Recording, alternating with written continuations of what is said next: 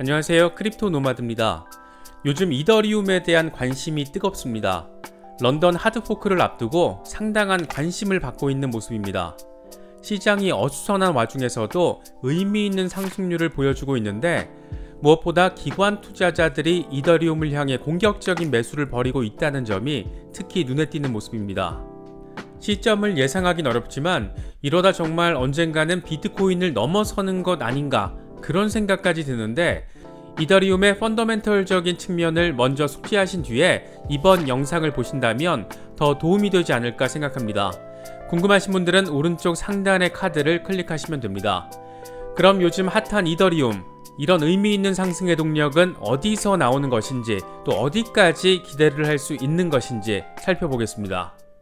이더리움은 2021년 7월 7일 오전 2,300달러 수준에서 거래되고 있습니다. 코인게코 기준 24시간 거래 대금을 보면 비트코인과 큰 차이를 보이지 않고 있습니다. 그만큼 거래량이 많다는 겁니다. 이더리움의 시가총액 수준만 봐도 비트코인의 6,300억 달러 수준의 42% 정도로 비중이 커졌습니다. 일주일 전만 하더라도 비트코인의 30% 수준이었는데 그 사이 시총 규모를 훌쩍 따라잡은 겁니다. 지난 7일 동안 비트코인이 마이너스 1.1% 정도로 시세가 빠진 반면 이더리움은 11%대 상승률을 보여줬습니다.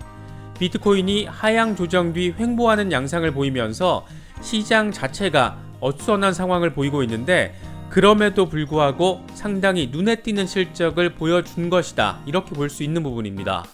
이더리움 시세를 견인하고 있는 이슈는 단연 런던 하드포크입니다. 런던 하드포크의 핵심은 크게 두 가지입니다. 먼저 기존의 비싼 수수료를 낮추는 이슈입니다. 이더리움의 현재 수수료 책정은 최고가 경매 모델, 이른바 퍼스트 프라이스 옥션스를 기반으로 합니다. 쉽게 말하면 수수료가 비쌀수록 채굴자가 적극적으로 거래를 패키징하는 방식입니다. 이 방식의 문제점은 이더리움의 전세계 사용자 수요가 시시각각 변하기 때문에 나도 모르는 사이에 지나치게 비싼 수수료를 지불할 수도 있다는 겁니다. 당연히 사용자들 사이에서는 불만이 나올 수밖에 없었던 상황인데, 이더리움의 가장 치명적인 단점 가운데 하나로 거론되어 왔습니다. 이번에 이뤄지는 이더리움 EIP1559, 이른바 런던 하드포크는 이런 최고가 경매 방식의 수수료 책정 방식을 기본 네트워크 사용료 지급 방식으로 바꾸는 것을 골자로 합니다. 이용자들이 정해진 수수료를 내게 되면 비싼 수수료는 물론 이로 인해 빈번하게 발생했던 트랜잭션 실패 문제까지 해결할 수 있을 것으로 기대되고 있습니다. 채굴자들의 경우에는 팁을 받는 방식으로 방법이 바뀌게 되는데, 네트워크의 병목 현상도 줄일 수 있을 것으로 예상되고 있습니다. 즉, 기존의 수수료가 기본 수수료와 팁으로 분리가 되는 겁니다. 여기서 또 하나의 핵심은 기본 수수료로 지급된 이더는 소각된다는 겁니다. 소각이 이루어진다는 것은 공급량이 사실상 무제한인 이더리움의 가치가 상대적으로 높아진다는 것을 의미하고, 가치 상승으로 이어질 수 있다는 것을 의미하기도 합니다. 런던 하드포크가 다가올수록 이더리움의 시세가 상승하는 것은 이런 가치 상승의 측면에서도 바라볼 수 있을 것 같습니다. 이렇게 될 경우 인플레이션 이슈가 상쇄되는 것이기 때문에 투자 자산, 또 축적 자산으로서의 매력도가 높아진다, 이렇게 볼 수도 있습니다.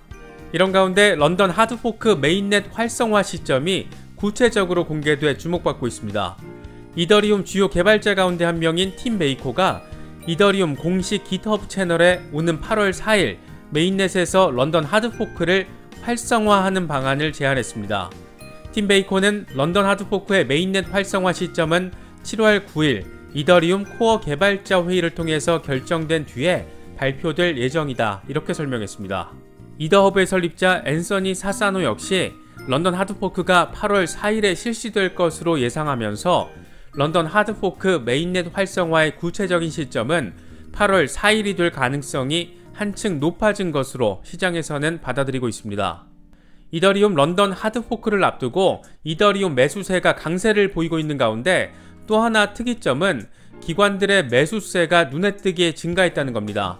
암호화폐 시장에 큰 조정이 왔는데도 기관 투자자들이 다시 암호화폐 매수 강세로 돌아서고 있다는 분석은 그래서 나오고 있습니다.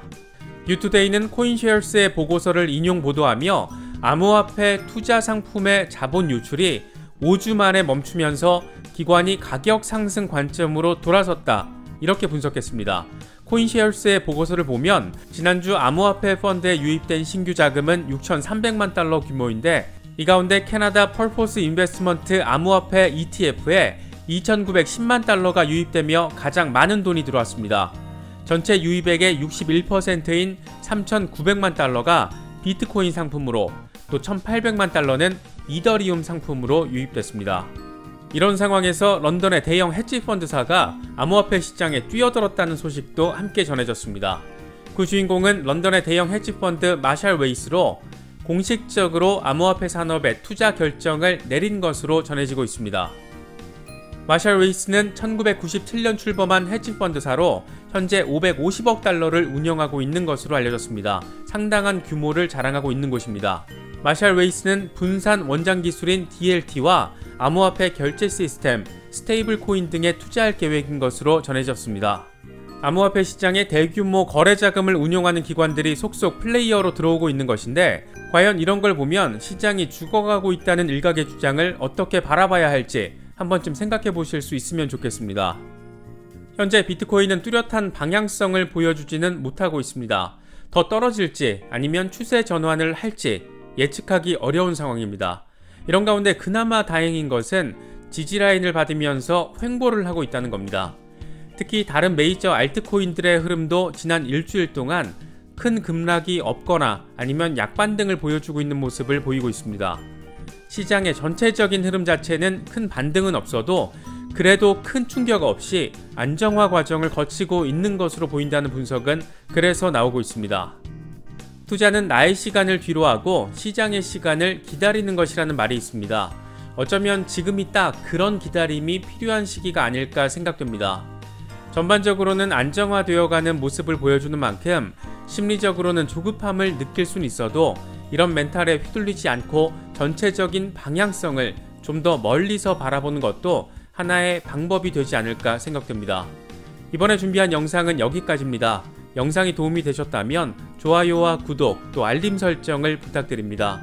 언제나 성투하시기를 기원하겠습니다. 시청해주셔서 감사합니다. 지금까지 크립토 노마드였습니다.